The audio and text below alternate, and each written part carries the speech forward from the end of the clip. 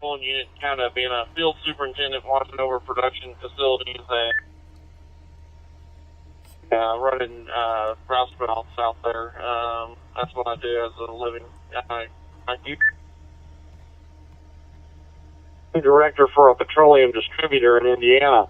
So all the stuff you pull out of the ground, Exxon and Shell and the other players turn it into gas and other distillates, and we sell them to people that are going to turn around and sell them.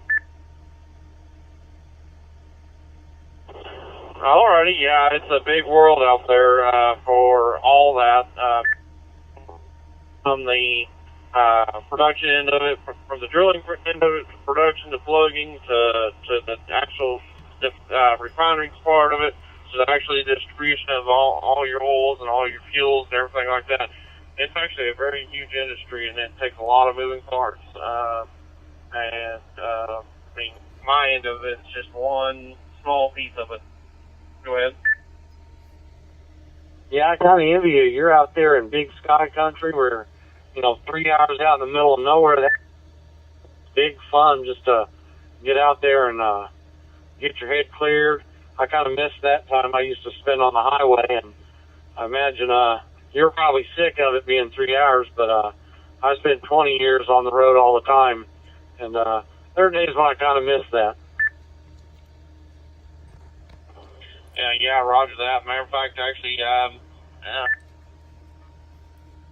would help watch over them far east Texas. I live in central West Texas, West Central Texas, down around Abilene, San Angelo area, and we have some wells out in far east Texas that takes us 8 hours to get there. So, yeah, you get a lot of drive time and a lot of stuff like that. Like I said, I work where I mainly work is 3 hours from home, so lots of drive time and lots of time away from home. So are you out for 2 and in for 2, kind of like working a rig, or how's that run for you guys down that way? I actually work when needed. I work actually for, like I said, a small company which my dad is a partner of, and so I'm work whenever I'm needed, but I also get lucky and I can ask off and usually be able to get it unless we got something major going on out in the field where I have to be there to be able to go do some small things here and there. But I don't get usually long vacations and whatnot because I am one of the main guys out in the field, and I take care of all that. So I'm usually home on weekends, but there's been times I've gone a month or 2 months, 3 months, gone at a time, and only home for a few hours, just wash clothes and turn around and go right back out. Yeah, that was my gig for about 20 years. I work in IT, so I work for an oil company now, but I didn't have for 10 years, but for 20 years I was field systems. I ran all over the country, and you touch base late Friday night, do some laundry on Saturday, and kind of sleep in on Sunday, and then hit the road. It's a tough life, but it's rewarding in its own way. Yes, sir, it sure can, and that's actually the reason why I have what I have.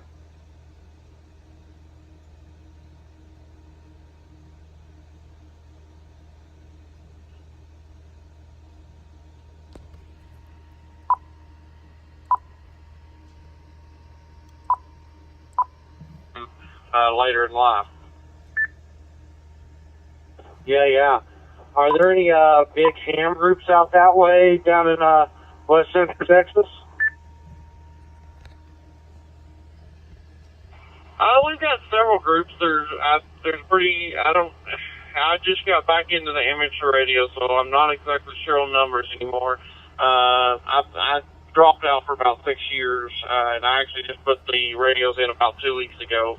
And then got the Dstar up and going, like I said, last week. So I actually got to talk in on Net that I hadn't talked to in 6 years now. I talked to some of the guys that I haven't talked to in a long while over in Brownwood, Texas, which is about 60 miles to the east of me. I was passing through there and was able to jump in on their 9 o'clock net and on RF on the 2-meter net, and so I was able to enjoy that, and I hadn't talked to them in a long time. So that was good to be able to get to talk to them again.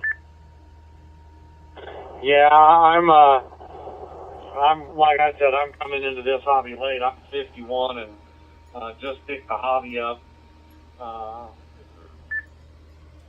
I mesh as well with having been in IT, but I'm noticing that there's a lot of aging folks in the hobby, and I think that's indicative of most hobbies these days, unless it's a video game.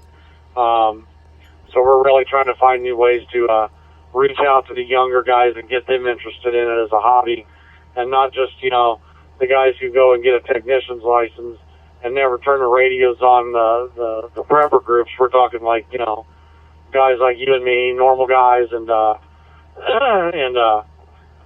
engineering kind of guys, get them into the hobby locally. Go ahead.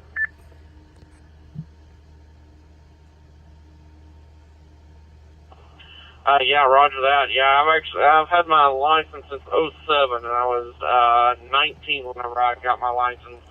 I was also got my pilot's license at the exact same, was getting them at the same time. So I'm actually a private pilot, and like whenever I took my test, the VE gentleman, and actually that's who I was talking to on the radio over in Brownwood. That's where I took my test.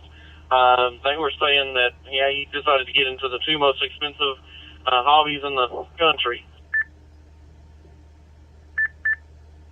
Hi, that's the truth. You can drop some coin very, very quickly in this hobby. You can't with it, especially unless you're not buying your own plane yet, are you? Go ahead.